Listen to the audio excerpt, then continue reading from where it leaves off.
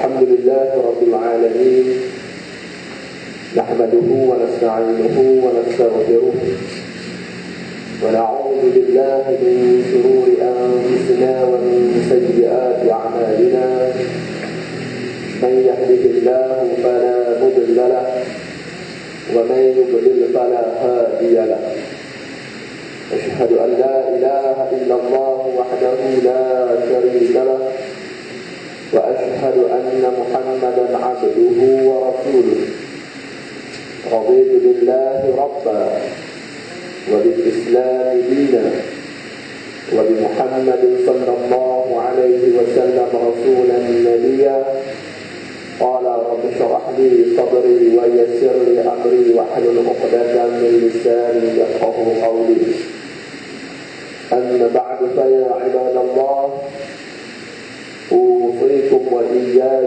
بتقوى الله فقد فاز المتقون.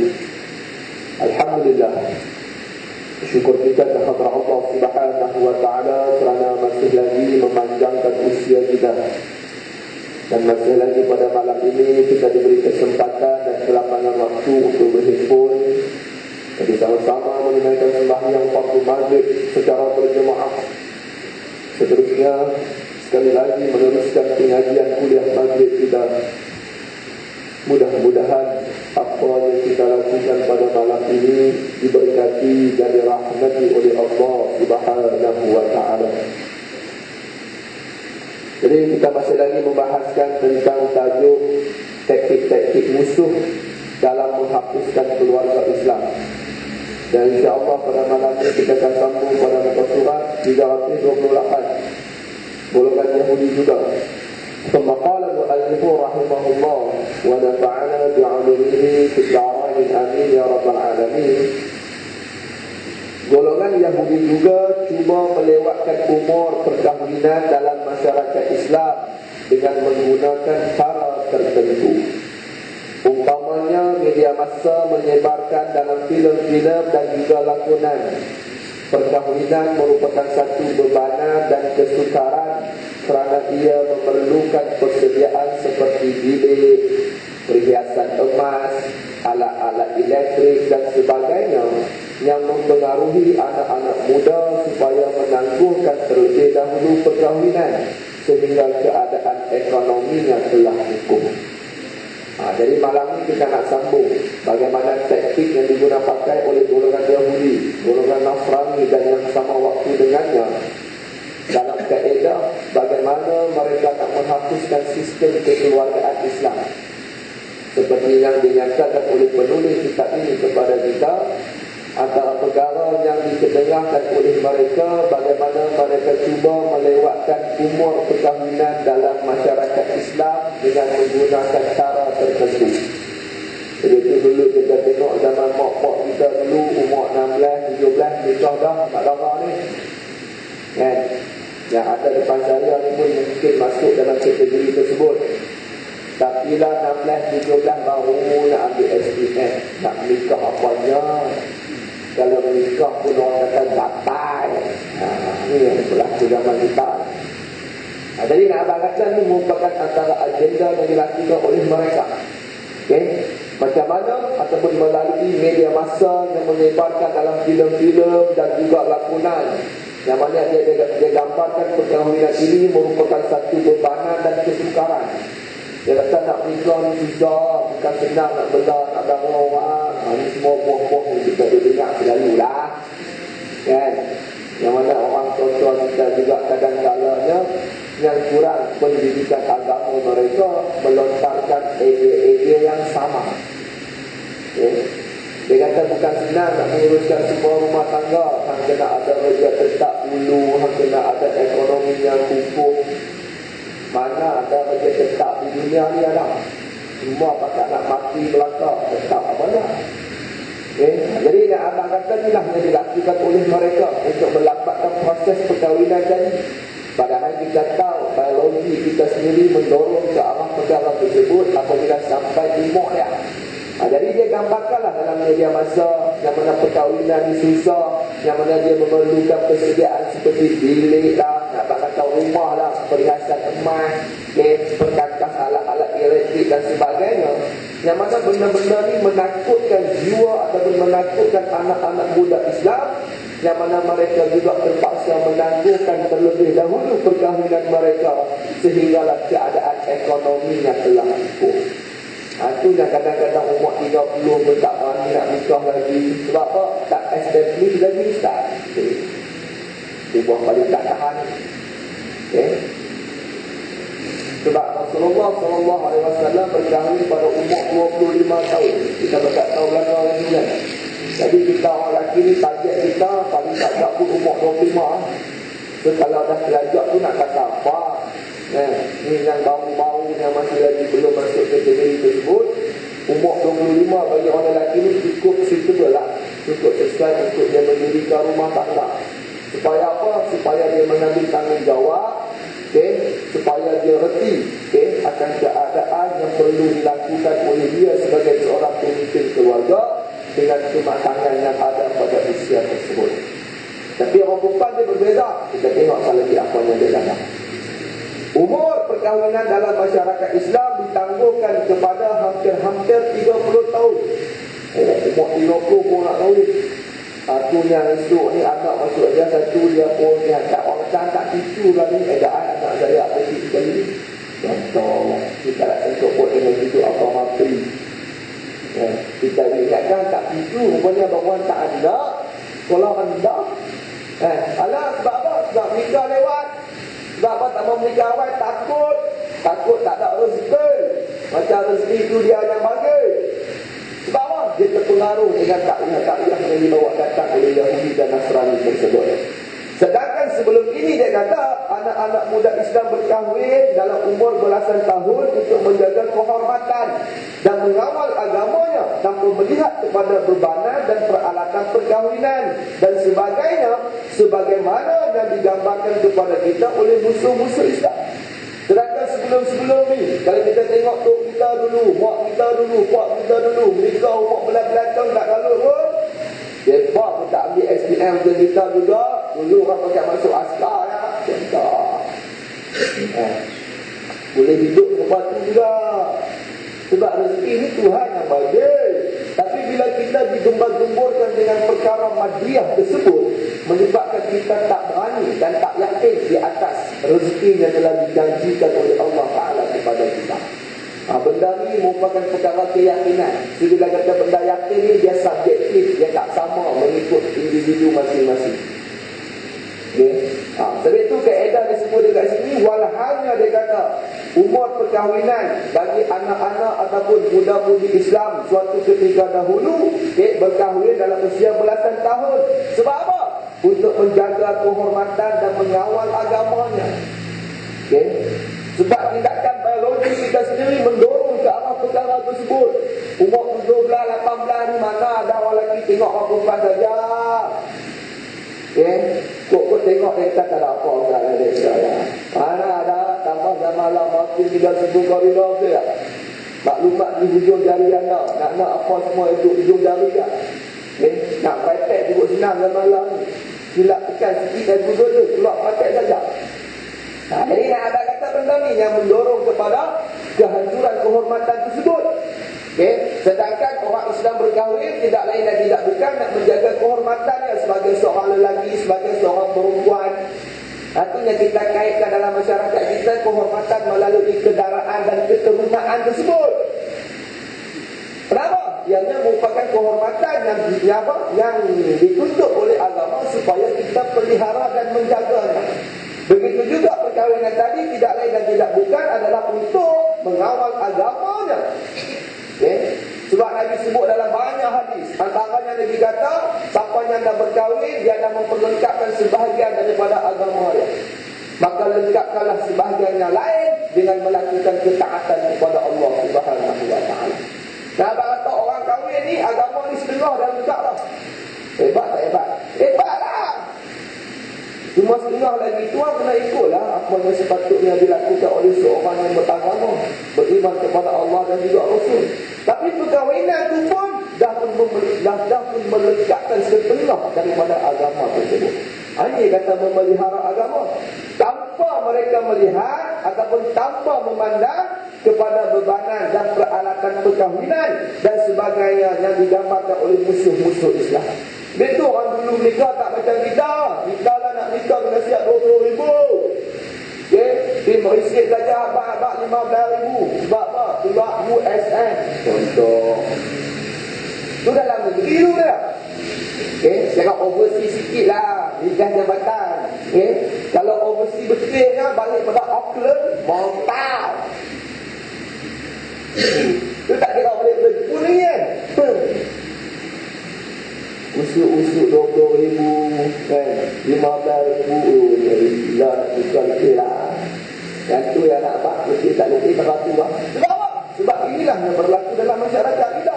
Itu yang kaedah sekarang menyatakan nak menikah susah, nak berzina senang. Zina pun balik ya, RM20 pun boleh zina dah lah ni kan. Nak menikah RM1,000 mah, nak cari mana? Nak kena buat ataupun nak kena cari bank pilihan anda. Bank rakyat. Itu bank yang paling senang buat dulu tadi. Jadi nak abang kata ni benda yang berlaku dalam masyarakat kita hari ni. So buku ni dia nak ceritakan kita supaya kita celik bagi mata. Betul ke tak betul benda yang dirancang oleh musuh kepada kita. So kalau betul, apa tindakan kita? Kalau kita selaku ibu bapa, benda ni kita kena berlapang dada. Okay? Kita hantar anak kita mengaji jauh-jauh. Sebelumnya orang duduk mengaji overseas nak nikah balik kan. Orang duduk dalam Malaysia ni dia jarang sekali nak nikah betul lah. Sebab apa? Dia boleh balik tengok mak sebulan sekali, dia tak kalut sangat. Kan? Ni duduk Mosul, duduk Jordan, duduk Tokyo, duduk Amerika. Jenis-jenis tu dia bukan boleh balik setiap bulan ni. Kan? Setahun 2 kali pun payah nak balik. Tak pun 3 tahun sekali. Okay? Jadi jenis-jenis tu dia kalau nak nikah awal sikit sebab environment dia, faktor pemakanan dia, dia punya cuaca, itu semua perkara-perkara yang menyebabkan kadang-kadang kita dengar kita nikah waktu ngaji. Tak ada masalah apa. Okay? Cuma dia kena buat begitu ialah bila dah nikah waktu ngaji ni komitmen lebih lah sikit. Jadi tu bukan semua orang boleh nikah waktu ngaji ni. Sebab takut kata nikah tu tak mahu ngaji. Itu yang payah tu. Okay. Jadi nak abang kata seandainya anak-anak kita yang pasal duduk luar negeri ni, abang kata sikit ni rasa dia nak kena nikah dah jauh ni. Sebab apa? Mengapai Quran pun tak nak masuk dah ni. Kalau kita ni punya hati, buat ni punya ada duit, okay, bagi nikah apa? Sebab apa? Dia tak boleh nak fokus lah. Sebab apa? Biologi dia sampai tahap tak mampu lah. Dia kata cik dah puasa dah apa, cik dah merendahkan pasangan, duduk dalam bilik, duduk perhatiin lah. Dia pun tak boleh belah ya. Pak pun biasa lagi. Dia kata hang puasa-puasa lah nak sebab orang yang tak boleh nikah ni dia suruh dia banyak berpuasa. Sebab bila kita puasa ni dia tahan nafsu kita. Bila lapar ni nafsu tak apa nak kuat sangat. Dia kata tak larat puasa Isnin kami ni kira sedia-sedia. Anak pun try sekali juga. Sebab apa? Like sun. Bawa pun belum nikah pun lagi. Cuma tak cerita tak nak lah. Kan? Lagi apa? Rezeki Tuhan ni. Tapi nak kena nikah ni elok lah. Memanglah tak kita menikah, hak perempuan tu dah menikah, cara menikah lah.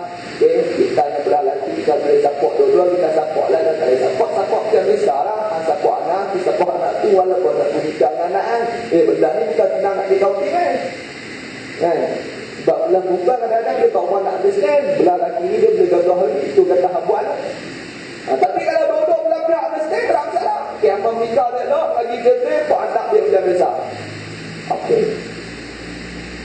Jadi benda-benda yang dinyatakan oleh penulis kepada kita supaya apa? Menjaga kehormatan mereka dan juga agama mereka. Sama lah anak-anak kita yang duduk di Malaysia ni, kok lagi dia mengaji belah-belah Kuala Lumpur ni, kira nak nikah. Lagi nikah banget.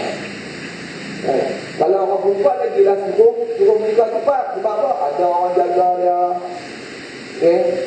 Sebab bila duduk jauh ni tu kaedah orang perempuan ni, kita dah mengaji mereka kan, safar mar'ah ni kalau ikut orang perempuan dia tak boleh bersafir lebih daripada 92 km tanpa mahram menjaga dia ataupun mengikuti dia. Itu kaedah. Okay. Apakah lagi anak kita duduk jauh-jauh mengaji semua bagi nikah, lagi yang boleh senang. Tapi benda ni payahlah orang zaman multimedia ni nak fikir lagi tu. Sebab apa? Sebab kita diacuankan dengan acuan seperti mana yang kita bahas dalam kitab ini. Okay. Penangguhan umur perkahwinan amat berbahaya kerana jiwa akan memberontak. Manakala kemampuan mengawal nafsu pula akan lemah. Nampak? Dia tengah-tengah. Agama Islam ni dia transparansi. Kan pasal debat warak tak kena punca. Okey, terah nikah dah pun melompat tak sangka. Kan? Tu hak nikah dah dia.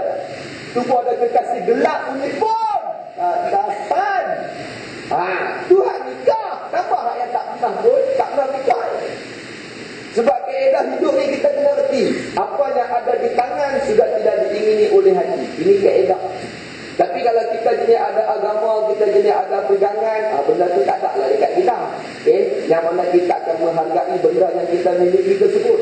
Tapi asas manusia, apa yang ada di tangan sudah tidak diingini oleh hati. Satunya dia tidak ada sifat syukur. Okay? Tapi bila dah dapat seumpama orang tuan-tuan buat apa? Habis madu sepah dibuang. Okay? Bukan kata bak nikah, bak apa pun apa tu, apa ya? Hampa tu bila nak beli rumah kat Taman Sepadu ni, kan? Lah dah dapat rumah Taman Sepadu, dia nampak rumah sini dua dah lama. Contoh. Betul tak? Kan? Belilah rumah sini dua, nampak rumah pula bertam pula dah. Cantik pula dah, kan? Tu kalau ada dia pakai beli belakang, itu rumah Taman Sepadu, Taman Sepadu ada satu rumah dekat Ubin, dua ada dekat bertam, ada pantang lepas, di belakang nak rumah, dia kira nak beli. Sebab apa yang ada di tangan sudah tidak diingini oleh hati. Baik yang cakap dia dengar serupa lah. Kan? Orang gila hempur ni, pantang lepas keluar. Ni Samsung nak keluar ekspor, keluar apa? Keluar kan? Bulan 4. Okay? Dia duk promote gila-gila ni. Semua bukan duit, ekspor lah. Kan? Kaki gadget. Beli-beli Allah tak ada apa pun, biasa lah. Hati yang kata apa yang ada di tangan sudah tidak diingini oleh hati. Tak dapat memanglah. Duk nyanyi situ apa ya? Motor besar lah, kereta besar lah, apa lah, apa lah. Boleh-boleh tak terang mana pun. Sebab nikmat dunia ni dia ada limitation dia lah. Okay? Kita nak makan terang mana senang kita larang makan. Sementara nak ke? Kenyang. Kenyang orang makan boleh makan. Tak boleh tidak tu. Aduh lapar, aduh semangat ni bila? Okay? Waktu lapar tadi tu yang semangat nak makan ni. Patah lepas orang suruh apa, semua terlagi. Tu yang waktu lapar ni macam ikan bawang, tiga rasa lah, apa semua dia terbang kan. Sebab lapar. Kan? Kenyang-kenyang mau ni kan, tiga bawang, tiga rasa. Tak lancar. Inilah dunia. Benda ni yang kita kena understand dalam hidup ni. Jadi tu orang yang memahami benda ni, dia tak heran dengan dunia. Okay? Sebab dia tahu benda nikmat dunia ni dia ada di dunia. Dah dapat kat tangan, tapi tak tenang. Satunya waktu cinta agama dia. Lautan api sanggup kurun nangis. Waktu semua mata-mata berhelah orang lelaki ya. Sebab orang lelaki ni ayat tu power, muka tak terang-terang. Tapi ayat power tu boleh diterima tahu. Tak pada dia, bukan macam pinang di belah dua. Tak ada pinang langsung. Contoh, kita nak mencuba dengan hidup apa-apa. Okay? Tapi sebab apa benda tu satu? Ayat power mah. Boleh 3 bulan lepas tu, jangan tak macam menampak, macam menyepok. Tidak tanya dengan jabat agama bagian kaum muslim ni. Berkejar-kejar kesnya bersangkutan dengan perkara tersebut. Kenapa? Karena benda ni. Jadi disebut terang-terang dekat kita, bila penangguhan umur perkahwinan amat berbahaya kerana jiwa kita. Bila kata jiwa ni ruh kita, nafsu kita, itu semua masuk kita jadi jiwa tadi ya, akan memberontak manakala kemampuan mengawal nafsu pula akan lemah. Okay? Nah, apa kata nafsu, jiwa memberontak nak nikah. Tadi dia pula. Artinya mula SMS, seperti berjumpa, dating, semua nasi ni jarang. Ini yang digambar oleh Islam. Islam mengawal perkara tersebut. Tapi itu kaedah berkawan Islam ni dia ada kaedahnya. Bukan macam Allah. Dan budak kita couple nanti macam tu ada kita tengok memberi kepala. Sebab budak Melayu ni bila masuk ke tempatan, I'm sorry to say. Kaedahnya apa? Berkata lah. Artinya di mana pun dengan dia punya bakar dia, boyfriend dia, girlfriend dia. Dia buat gambar ahli setan tu. Nak kata campus life orang Melayu tu dia lupa. Jadi nak apa-apa ni keadaan dia. Jadi kita lemah untuk mengawal nafsu tersebut. Maka kehormatan diri yang merupakan satu-satunya kemuliaan menjadi bahan perselaan. Waktu kawan ni Allah abad motor belakang, tak kira perempuan tak kira lelaki. Kan, yang perempuan pun kangkang naik motor dengan boyfriend dia. Tak akan habis malam lagi flash. Kawan orang lain pula. Balak dia kata itu bekas aku dulu. Ya ilaha illallah. Ini yang dia kata kehormatan tadi menjadi bahan persendahan. Tapi masyarakat global lah dia tanya tak benda tu.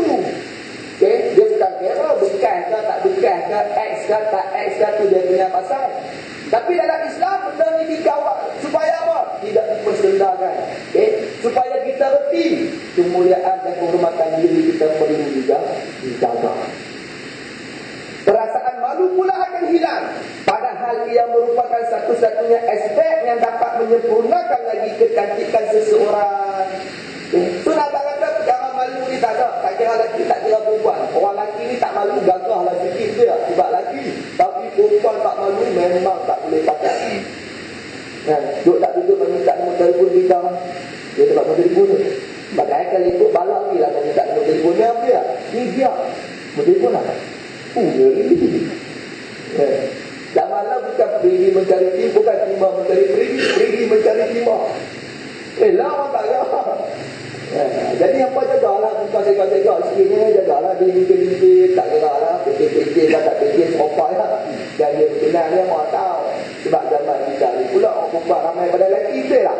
Habis tu keadaan kita dah dengan kita harus berpoligami. Lah ni semua bukan ada 03 berapa lagi panggung. Semua ada peluang lagi ni. Termasuk yang cakap pun, tapi tak payah lah kadang-kadang. Macam tu ada lah Ustaz. Not available dia kata. Walaupun kosong tapi not available. Jadi nak kata ni benda yang berlaku dalam masyarakat kita. Hilangnya perasaan malu tadi, padahal malu ini merupakan satu-satu aspek yang dapat menyempurnakan lagi kecantikan seseorang. Jadi nak kata kalau kita tengok masyarakat kita sendirilah khususnya dulu denganlah jauh perbezaannya. Dulu payah nak tengok anak darah jalan tekan payah.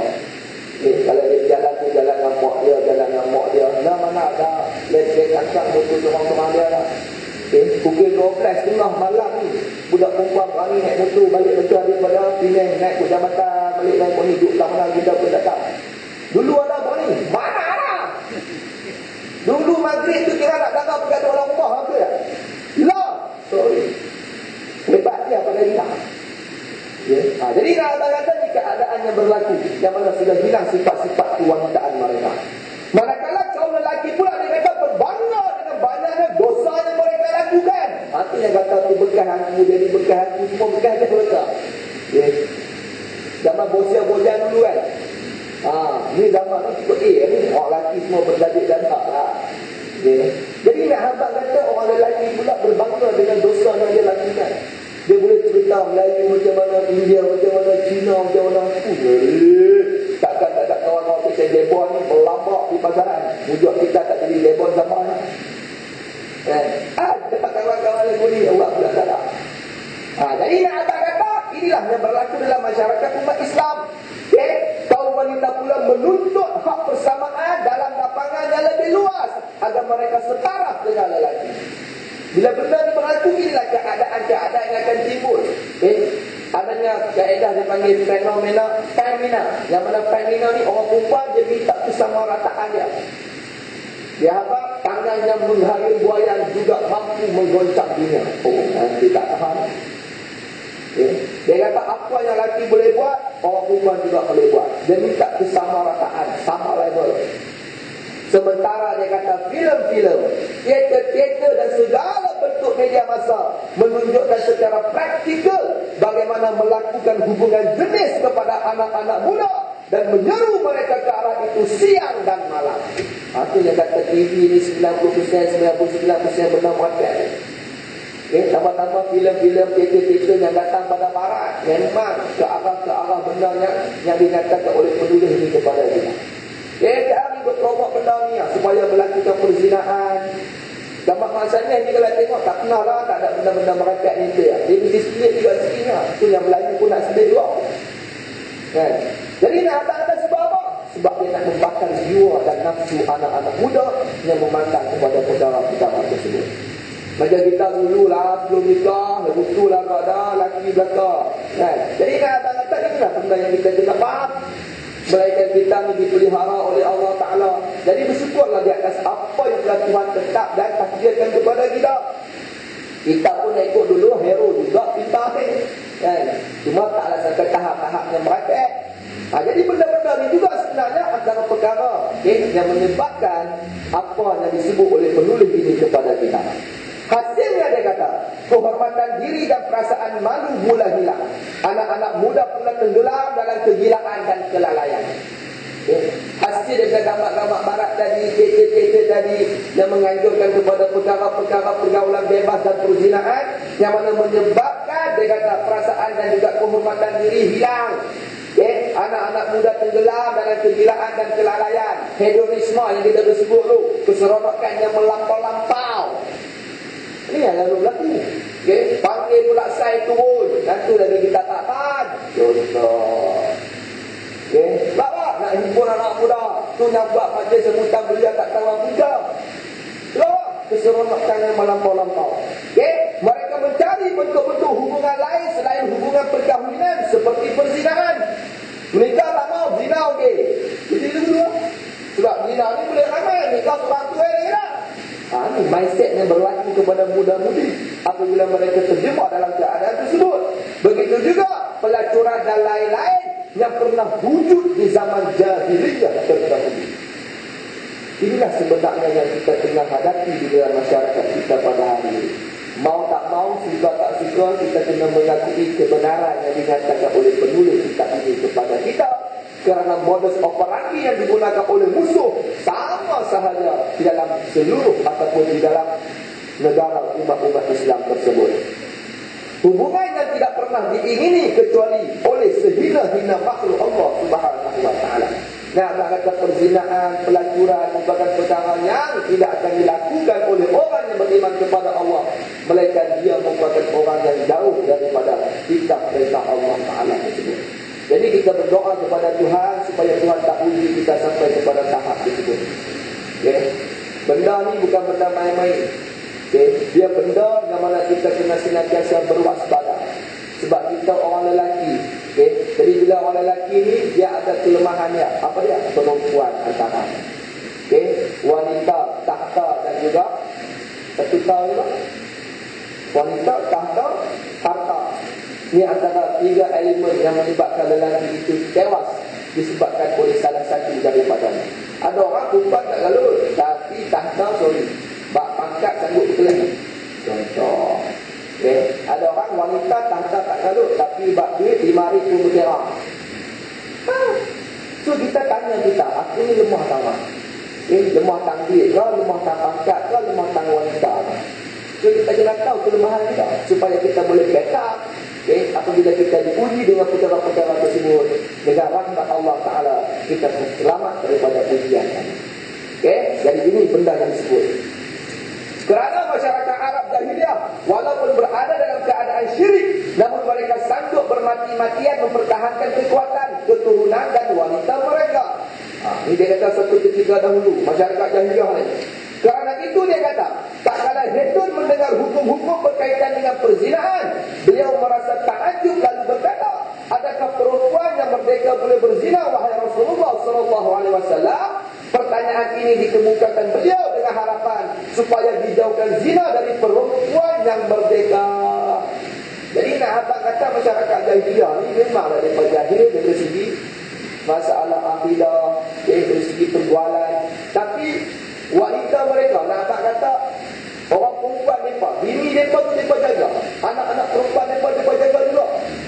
Walaupun kita tahu, tadi tu bila kita mengaji sirah, kita tengok bagaimana apabila anak-anak ataupun orang-orang perempuan Arab ni dia berkahwin, yang mana bila melahirkan anak perempuan, dia merupakan satu malapetaka besar bagi mereka. Sebab apa? Sebab takut terjebak kepada perkara-perkara perzinahan tersebut. Memang mereka nampak benda tu benda tak elok. Tapi kalau untuk diri sendiri, dia akan jaga benda tu. Tapi kalau buat untuk orang lain, tak apa. Ada dia warna berdua, selfish, pentingkan diri sendiri.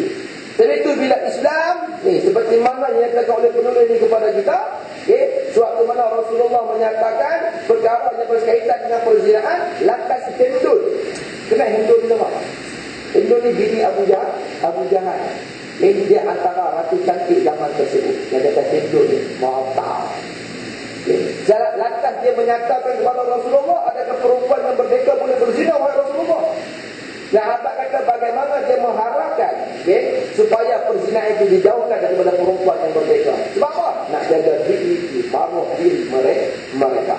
Bagaimanapun penulis ini menyatakan kepada kita, musuh-musuh Islam cuba menghidupkan kembali bentuk-bentuk hubungan yang berlaku di zaman jahiliyah kepada orang-orang Islam sebagai ganti dari hubungan perkahwinan yang suci lagi mulia yang diakui oleh Islam.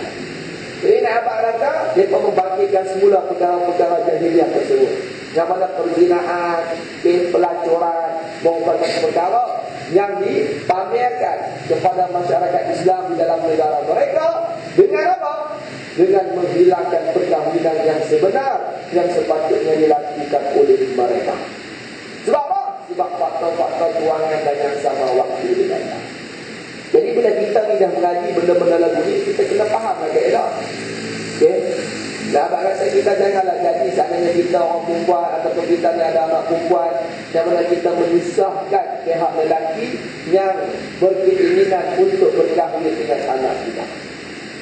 Benda ni dia depend on keimanan ya. Kalau mengaji sebab tak baca pun dia tak nampak benda ni, dia tak nampak juga. Kadang-kadang anak ustaz lagi mahal dia berita ustaz. Mau tahu. Padahal mahal anak dia hati roh. Anak dia memang tak ada SPM, tapi dengan Al-Quran 30 juzuk nak bagi kahang pun dia tengok jugalah hafiz ke dah. Jadi nak kata benda dia depend lah. Tak boleh nak sebut sebab benda ni subjektif. Bukan kata tak boleh nak sebut, tapi nak kata benda ni depend on individu berlandaskan kepada keyakinan dia terhadap agama tersebut. Kalau kita betul orang yang yakin, kalau kita betul orang yang ingin beramal dengan agama, kita akan memudahkan perkara yang dimudahkan oleh agama kepada kita. Tapi kalau kita ni orang yang jenis up to date, rasa nampak macam lengket. Kalau anak kita nikah, mas kahwin dia RM30, antara belanja RM150. Oh, dia kata mana ada? Ini zaman apa ni dia kata? Apa ni tak? Inilah ujian.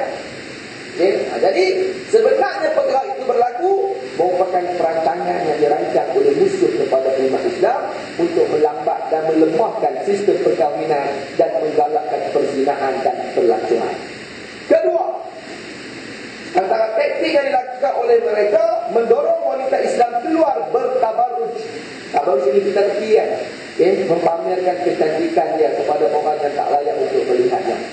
Menzahirkan perhiasan dan tempat-tempat yang menimbulkan fitnah pada dirinya di bawah label yang cukup menarik, iaitu pembebasan kaum wanita.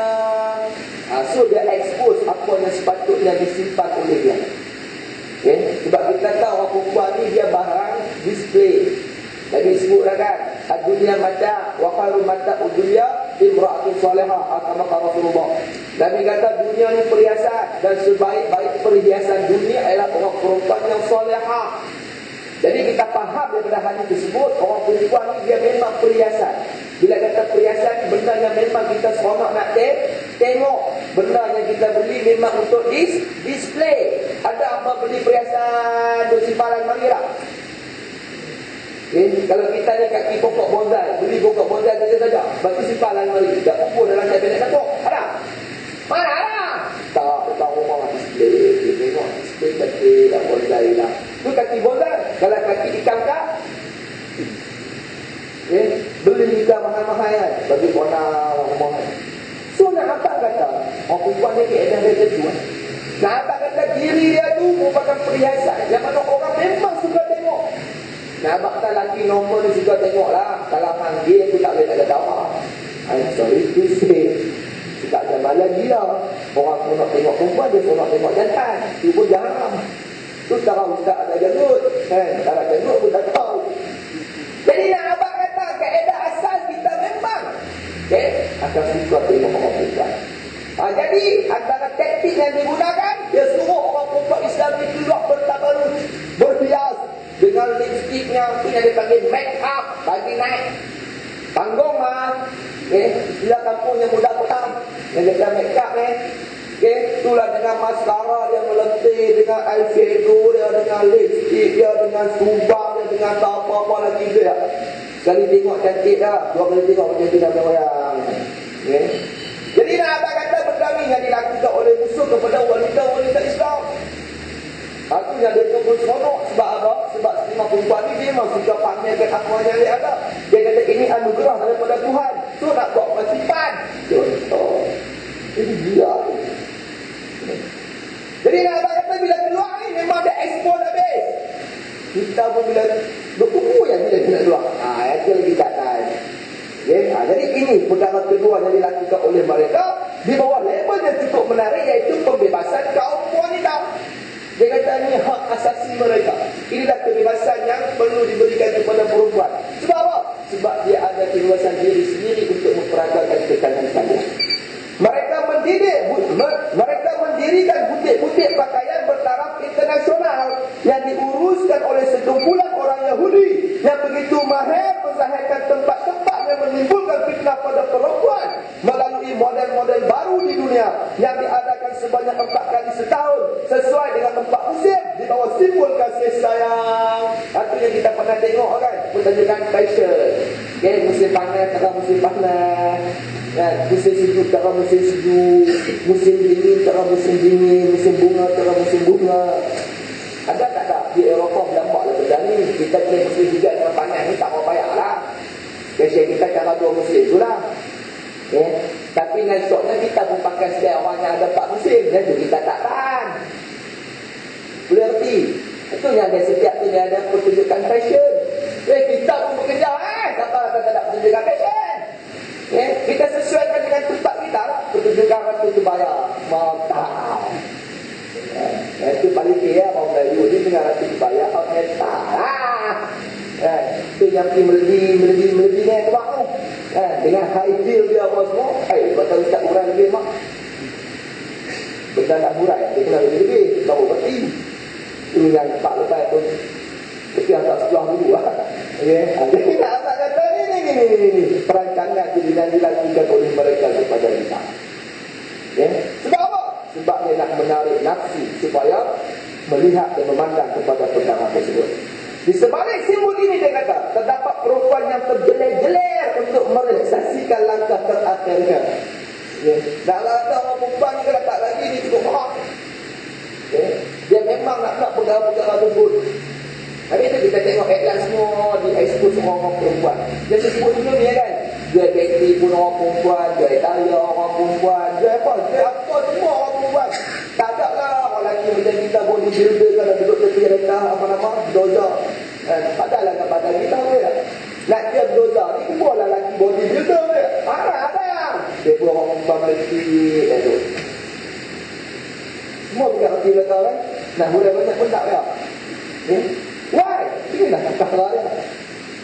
Inilah keadaannya. Yang mana mereka mendorong kaum wanita Islam mendedahkan muka, lengan dan juga paha dengan menamakan pakaian yang dipakai mereka dengan nama midi, mini, short dan juga bikini. Nak kata benda ni benda yang dieksposkan oleh mereka. Artinya budak perempuan kita pun terdidik-didik seronok pakai midi, bunyi pun tak pun mini skirt, short, slot pendek lah, bikini. Orang Melayu lebih pada masalah lagi. Semua tempat kita yang kadang-kadang kita tak jumpa je ya. Di belah-belah batu perigi tu kadang-kadang jarang jumpa, lompat lagi siap sikit. Dia jumpa. Tak pun di belah-belah, tak tahu nak cerita belah-belah lagi jumpa lah. Jadi nak apa kata ni benda yang diguna pakai oleh mereka kepada musuh-musuh, kepada orang Islam melalui musuh tersebut. Lepas itu dia kata ciptaan terhadap fashion yang baru terus menerus dilakukan. Memang every year ni dia ada saja produk baru keluar. Bukan kata pakaian-pakaian mini apa nama short apa semua, tudung pun macam-macam dia. Tudung ni size Datuk K lah demai, lagi tudung janggut lah, lagi demai tudung apa nama goh bunta lah. Macam-macam tudung ni arwah lah. Semua mesti sebab dia macam-macam. Jadi nak abang kata ni yang dilakukan oleh mereka. Teknik berpakaian ini dia kata akhirnya sampai ke batas bogel 100%. Sebagaimana yang berlaku di sebuah perkampungan dikenali dengan nama Magawis di tepi Laut Merah dalam wilayah Mesir. Dan dia pun tak tahu. Dia katanya tak pernah pergi. Okay. Nah, apa perkampungan ni dia sebut dalam kitab ni, okay, yang mana fashion yang dipakai ni bogel 100%. Bila kita bogel 100% tak pakai apa lah. Kalau masuk perkampungan ni, okay, hang kira pening lah. Sebab hang pakai. Lepas dia tak pakai. Yang kita dengar benar ni ada belah-belah Hawaii ya, dia. Ni dia apa? Dengan nama Magawis di tepi Laut Merah dalam wilayah Mesir. Muncullah kembali merah. Waktu dia mengaji dulu dia tak expose lah budak-budak tadi. Dekat kita duduk tahu sama share. Itu memanglah tempat-tempat yang kebanyakan dikunjungi oleh pelancong-pelancong asing. Okay. Orang Israel lagi juga boleh lepak sama share ni. Jadi nak abang kata memanglah, tapi taklah sampai benda yang disebut ni. Tapi nak kena ditengoklah betul tak. Allah Subhanahu Wa Taala alam. Untuk kau sampai nak haji kan nak turun-turun di umrah minum share kan. Bakau. Dia kata pergi lepak Mesir dulu. Kalau dia barulah pergi umrah. Kalau pergi umrah balik lepak jarang. Dia kata pergi lepak Mesir. Dia kalau nak apa, maka wujud semua ni apa tu boleh bongkar. Jadi nak kata di sampai level ni lah. Jadi benda ni zaman kita orang tak heran lah nak sebut benda-benda merepek ni. Sebab apa? Sebab memang merepek pun. Lainlah kalau zaman ni zamannya orang buat merepek, kita semua pakai bagus. Itu kita heran. Lah zaman semua orang pakai merepek, kita yang bagus. Itu yang kita tak heran. Jadi nak abang kata tak payah pergi Magawis ni pun tak apa. Bergendah ada orang ni pun. Taknya pakai macam tak pakai ni fikir pun sudah. Berlampau punya doa. Perlu disebutkan juga di sini dia kata Kaisar Jerman pernah melawat Turki selepas berlakunya revolusi Kamal Atatürk yang mewajibkan kaum wanita membuka hijab. Kaisar Jerman ni maksud kata pemerintah Jerman lah. Pernah melawat Turki setelah mana Kamal Atatürk take over dalam pilihan raya umum mereka. Bila naik Kamal Atatürk ni, dia haramkan kepada orang perempuan Turki daripada menutup aurat ataupun memakai tudung kepala. Maka orang-orang Turki telah menghantar sekumpulan gadis berpakaian barat untuk menyambut beliau. Ni nak disambut siapa? Kaisar Jerman. Tiba-tiba beliau marah dan berkata kepada Perdana Menteri. Perdana Menteri Turki lah. Dia kata apa? Gadis-gadis kamu berpakaian begini. Sebab gadis-gadis itu orang Islam. Kamu satu umat yang tidak layak mempunyai kedudukan dengan negara-negara lain kecuali dengan Islam. Islam mempunyai penganut berjumlah ratusan juta. Jika kamu menyuruh wanita-wanita kamu membuka hijab, kemudian kamu abaikan tradisi masyarakat kamu, kamu telah membuatkan seluruh dunia Islam berduka cita. Tak tahan. Ini pemerintah Jerman kata dekat Menteri Orang Islam. Dia kata hang punya anak-anak gadis yang pakai macam ni, padahal hang punya orang Islam. Nah, abang kata betul yang hang buat ni perkara yang menduga citakan seluruh masyarakat Islam dunia. Padahal dia kata dengan nyala segala cita-cita kamu tertegak. Dengan apa? Dengan Islam. Orang-orang Islam akan lari dari kamu. Jangan kamu lakukan ini, nanti kamu akan menyesal. Kemuliaan di sisi kamu adalah sesuatu yang indah. Kenapa kamu menolak kemuliaan itu? Orang Barat yang memahami arti kemuliaan sebenar berlandaskan kepada Islam. Jadi itu kita perlu tengok anak-anak darah kita lah ni yang duk merepek ni, yang duk rasa pakai baju kecil adik dia, duk rasa pakai sedak fiqah dia, merupakan perkara yang baik bagi dia. Yang paling kita tak tahan, bokok tu tengok tak ada apa saja, tengok kenyek. Paling cemas tadi mak perlu beli, nanti kita pergi berdoa. Dia tak faham ke bahawasanya kemuliaan anak-anak gadis kita apabila dia mengikut kaedah penutupan aurat yang berlandaskan kepada Islam. Tak mau pun tak tutup, tak macam mana anak-anak itu. Yes, that's the true answer. Jawapannya yang dua. Masakan ketal mengajar anaknya berjalan betul. Nah, tak kata anak-anak kita ni akan mengikut acuan kita. Kita yang acuankan dia. Kalau kita acuan ikut acuan udang besar, itulah udang besar. Kita ikut acuan apa lagi? Macam buhu dia kan, ada udang, ada ikan. Ini pula benda tu. Jadi nak abang kata inilah yang berlaku kepada masyarakat Turki pada ketika itu. Sebab itu kita kena faham Tapi itu Islam mewajibkan orang perempuan menutup keseluruhan tubuh badannya, melainkan muka dan tapak dan kaki kena tutup. Sebab ada orang lelaki suka tengok kaki, sama dengan buat main-main. Okay? Sebab semua dia punya tubuh badannya tu display. Okay? Kita panggil apa nama? Perhiasan. So orang lelaki ni pula dia ada macam-macam fashion ni. Ada orang suka tengok jari, dia boleh tengok jari dia tak? Tengok jari tak boleh pergi. Kan? Ada orang suka tengok lengan. Ni ada ni, bukan ni pun dah tahu orang suka tengok apa. Apa ya? Tahu suka tengok apa? Ada orang suka tengok betis. Dia tak boleh pergi. Dia kata aku tengok betis, budak ni tak boleh pergi. Mesti lah. Kan? Jadi nak abang kata sebab tu Islam semua tutup. Sebab Tuhan buat kita ni dia pergi. Dia tahu kan kita tengok mana yang kita ponok. Sebab tu bini kita ni, bini kita kadang-kadang tanya kita, yang dulu tu ponok sangat kat dia, dia tahu. Tak ada terus ponok tengok gigi. Ada orang suka tengok gigi, gigi dia sama macam jagung kan. Gigi dia tak apa nak punya tengok gigi. Gigi. Okey. Jadi nak apa ni keadaan-keadaan yang berlaku dalam masyarakat kita. Tapi tu dia semua tutup. Supaya apa? Tidak menimbulkan fitnah tersebut. Tapi macam ada kan, bagi pakai seluar jeans, bagi pakai seluar ketat, boleh main. Jadi kita boleh tengok bini-bini kita, ada seluar jeans, dia boleh orang, makan-makan orang bukan masa dia nak pakai seluar jeans. Nak pakai seluar jeans boleh, lepas tu semua dia kawal dengan jubah. Arab semua buat sekali dulu. Arab yang dulu rumah kat kita, yang tengok gelak-gelak semua tu kan. Dalam semua pakai seluar jeans tu.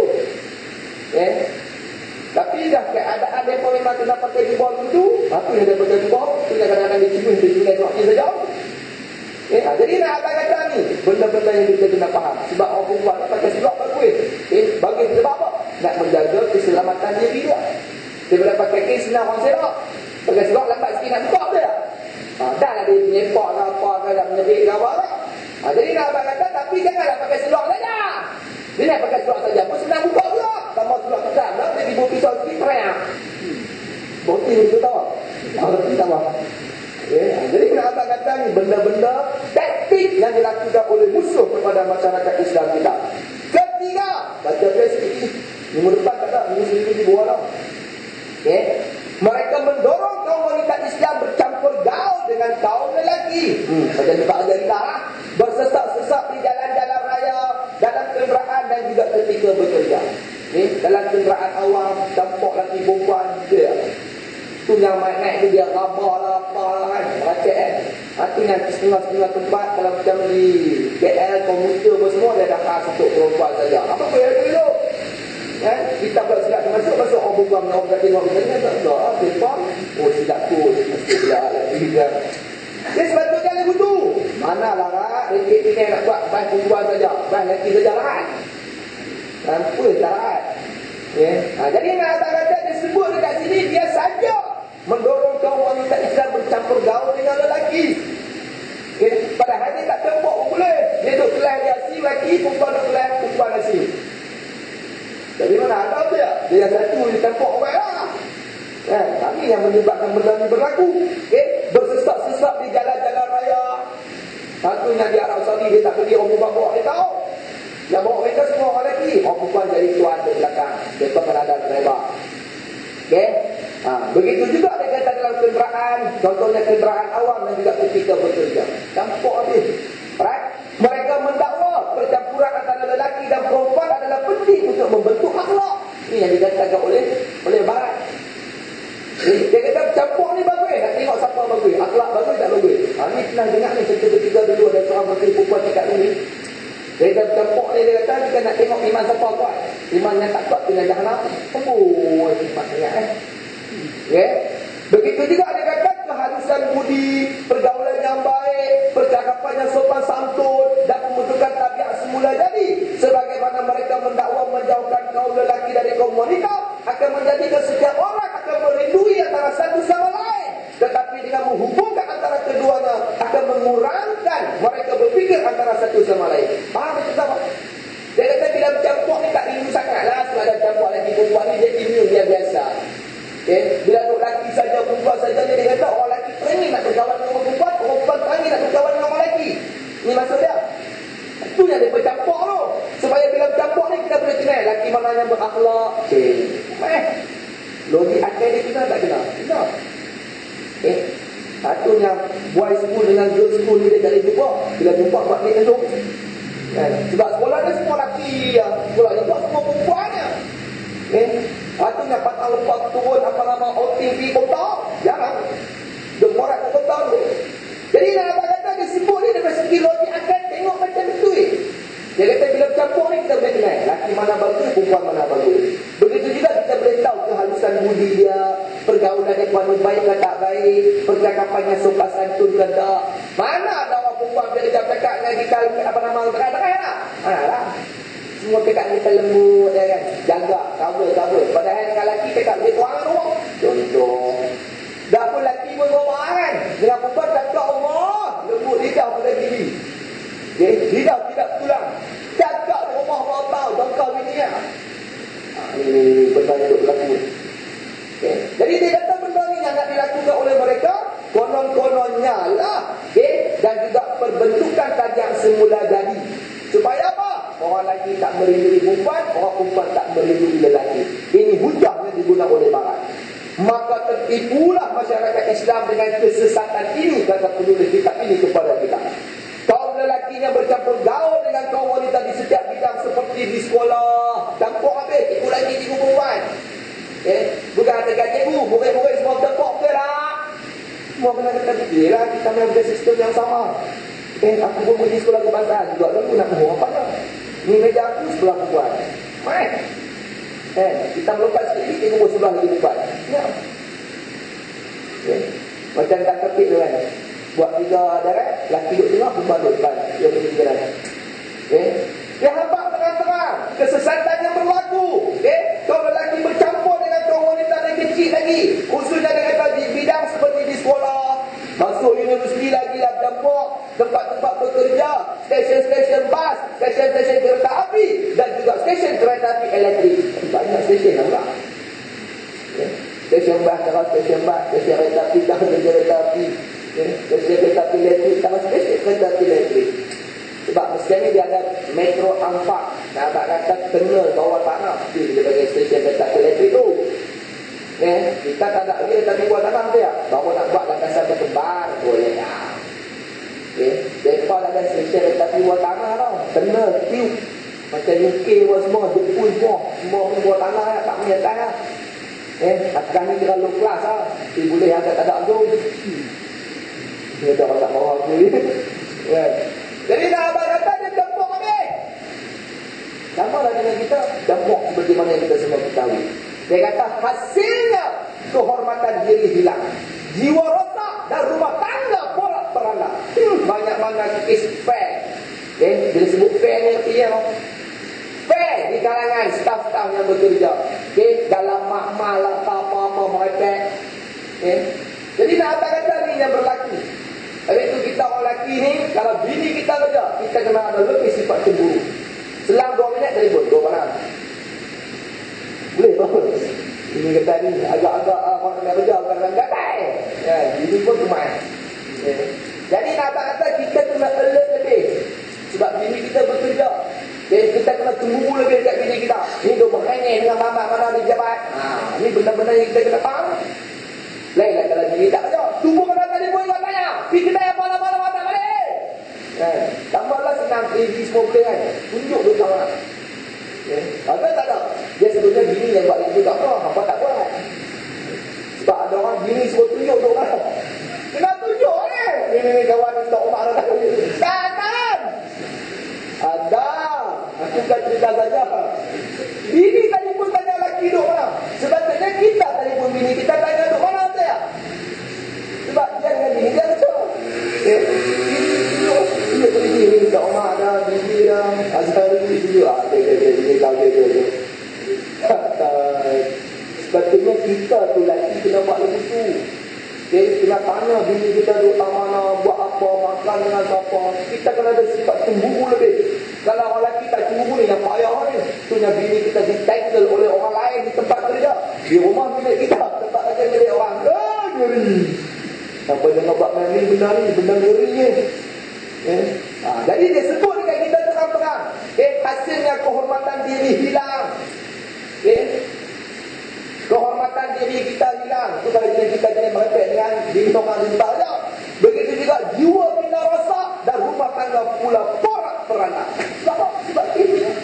bercampuran di tempat kerja yang sama waktu dengannya. Sifat kelakian juga lenyap. Alah, laki tak boleh tegur bini.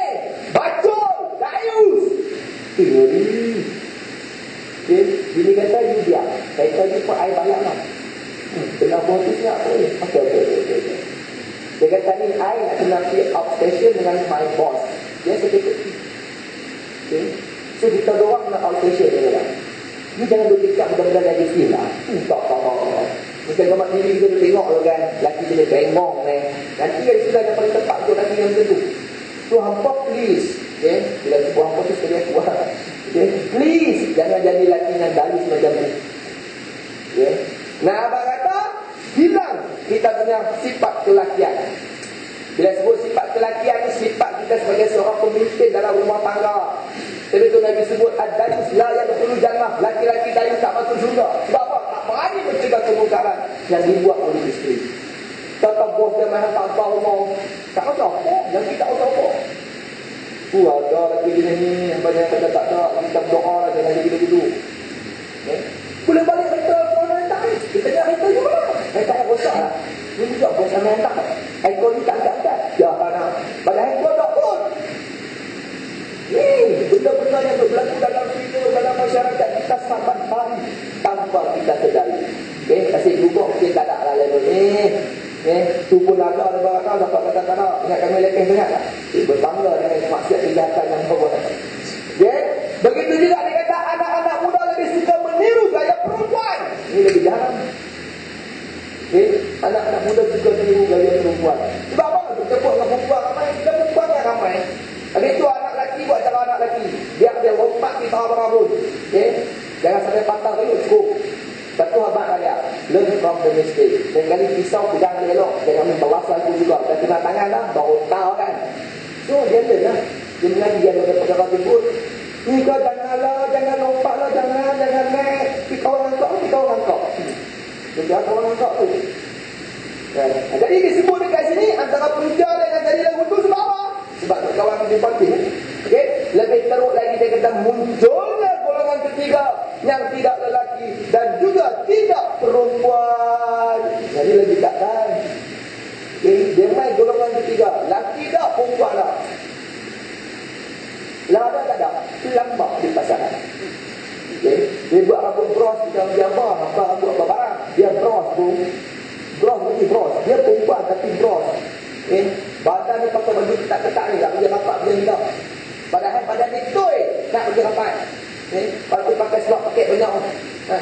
Slot pakai banyak tu. Aku pun jangan pakai. Kadang-kadang nak pakai. Dia pakai banyak dia ni. Kasut mau tahu. All Amerika. All Amerika. All ni berapa. Yang syuk. Yang naik motor dengan dia perempuan. Jadi kita tak tahu. Yang kita sebut tengkit dan yang sama waktu dengan dia. Ini yang paling buruk berlaku dalam masyarakat.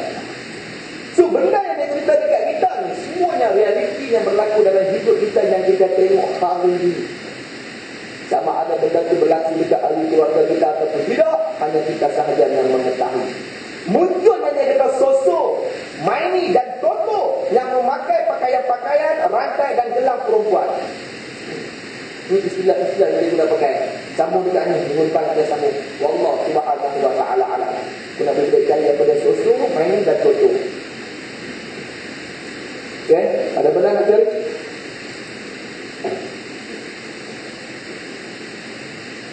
Boleh ada soalan, bertulis. Makan.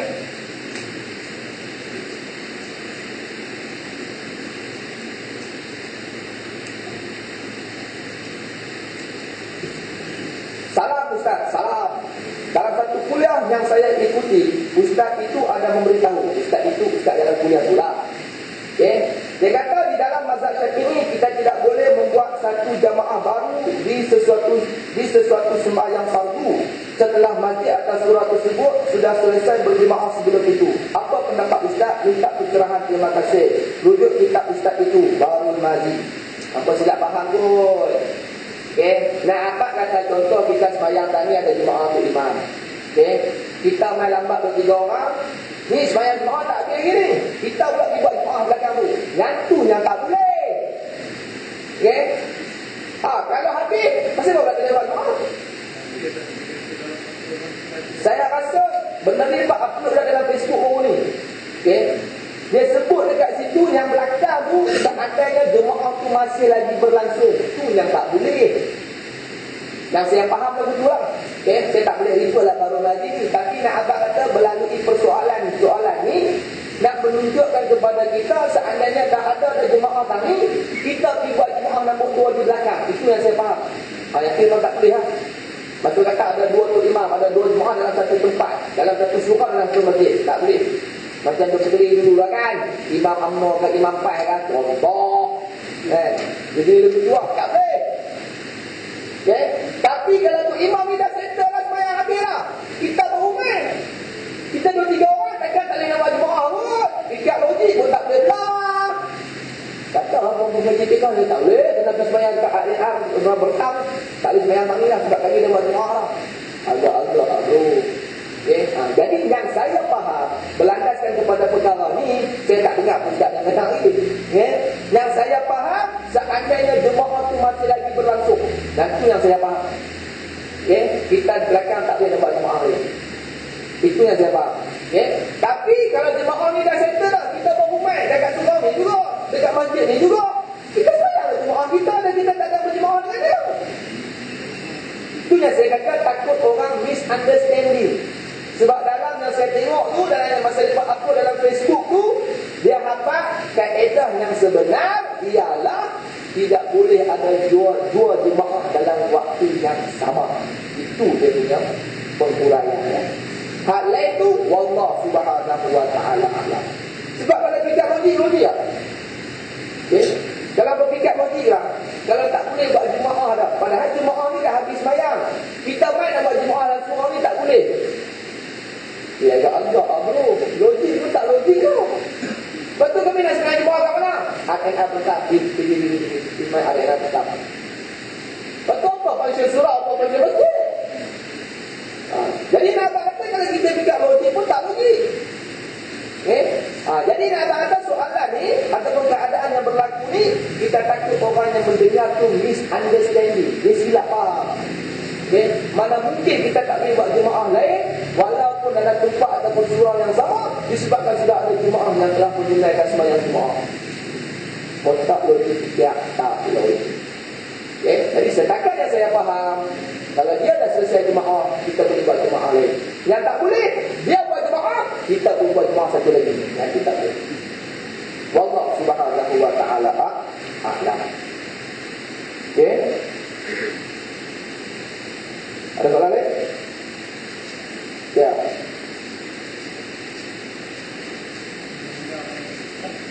Bismillahirrahmanirrahim.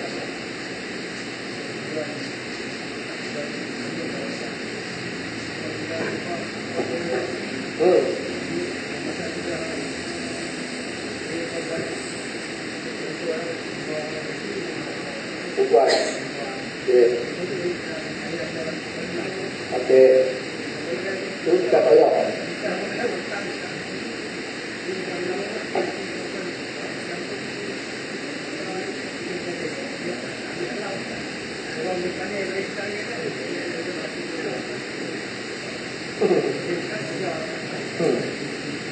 Wallahu subhanahu wa ta'ala ala bihaqiqatih.